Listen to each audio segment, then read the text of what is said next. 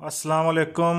कूक पाकिस्तान कूक दी अज दी पंजाबी बैठक च मोहम्मद हसनैन भट्टी ने जिहड़ी सजाई है साढ़े ਲਈ ਉਹਦੇ 'ਚ ਅਸੀਂ ਗੱਲ ਕਰ ਰਹੇ ਹਾਂ ਜਨਾਬ ਜ਼ਈਮ ਸਾਹਿਬ ਦੇ ਨਾਲ ਜਿਹੜੇ ਜਾਤਕਾਂ ਦੀ ਨੁਮਾਇੰਦਗੀ ਵੀ ਕਰਦੇ ਨੇ ਤੇ ਬਹੁਤ ਵੱਡੇ ਪੰਜਾਬੀ ਐਕਟਿਵਿਸਟ ਵੀ ਨੇ।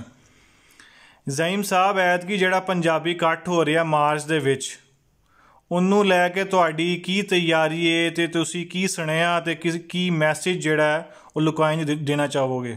ਤੇ अस्सलाम वालेकुम। ਵਾਲੇਕੁਮ ਸਲਾਮ। कोशिश भी कर रहे हैं पंजाबी वास्ते ਤੇ ਸਾਡੇ ਨਾਲ ਮੁਹੰਮਦ ਜ਼ਾਹਿਦ ਭੱਟੀ ਸਾਹਿਬ ਵੀ ਨੇ, ਮੁਹੰਮਦ ਹਸੈਨ ਭੱਟੀ। ਸਭ ਤੋਂ ਪਹਿਲਾਂ ਮੁਹੰਮਦ ਜ਼ਾਹਿਦ ਭੱਟੀ ਸਾਹਿਬ ਦਾ ਸ਼ੁਕਰਗੁਜ਼ਾਰ ਹਾਂ ਤੇ ਹਸੈਨ ਭੱਟੀ ਸਾਹਿਬ ਦਾ, ਤੇ ਉਹਨਾਂ ਨੇ ਮੇਰੇ ਨਾਲ ਬੜਾ ਵਰਕ ਕੀਤਾ ਪੰਜਾਬੀ ਦੇ ਵਾਸਤੇ। ਤੇ ਅਸੀਂ ਦੋਸਤ ਬਾਬਾ ਨੂੰ ਦਾਵਤ ਵੀ ਦੇਵਾਂਗੇ ਇਨਸ਼ਾਅੱਲਾ। ਬੜੇ ਵੱਡਾ ਪੰਜਾਬੀ ਇਕੱਠ 6 ਮਾਰਚ ਨੂੰ ਆ ਰਿਹਾ ਤੇ ਅਸੀਂ ਆਪਣੇ ਸਕੂਲ ਵਿੱਚ ਵੀ ਆਪਣੇ ਸਰ ਫਿਜ਼ਿਕਸ ਵਾਲੇ ਉਹਨਾਂ ਨੂੰ ਦਾਵਤ ਦੇਵਾਂਗੇ। ਤੇ ਫਿਰ ਬਹੁਤ ਅੱਛੀ ਗੱਲ ਕੀਤੀ, ਬਹੁਤ ਅੱਛੀ ਗੱਲ ਕੀਤੀ ਤੁਸੀਂ।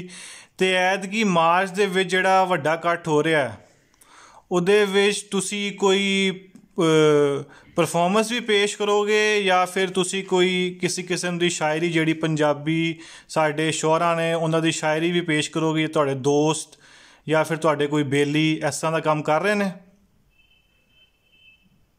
ਹਾਂਜੀ ਹਾਂਜੀ ਕਰ ਰਹੇ ਹਾਂ ਜ਼ਰੂਰ। ਚਲੋ ਬਹੁਤ ਅੱਛੀ ਗੱਲ ਹੈ, ਬਹੁਤ ਅੱਛੀ ਗੱਲ ਹੈ। ਲੋ ਜੀ, ਇਹ ਸੀ ਜ਼ਈਮ ਸਾਹਿਬ ਜਿਹੜੇ ਜਾਤਕਾਂ ਦੀ ਨੁਮਾਇੰਦਗੀ ਕਰਦੇ ਨੇ ਤੇ ਕੂਕ ਪਾਕਿਸਤਾਨ ਕੂਕ ਦੇ ਪਲੇਟਫਾਰਮ ਤੋਂ ਇਹ ਜਾਤਕਾਂ ਦੀ ਤੇ ਬਾਲਾਂ ਦੀ ਨੁਮਾਇੰਦਗੀ ਕਰ ਰਹੇ ਨੇ। ਸ਼ੁਕਰੀਆ ਜ਼ਈਮ ਸਾਹਿਬ, ਮਿਹਰਬਾਨੀ।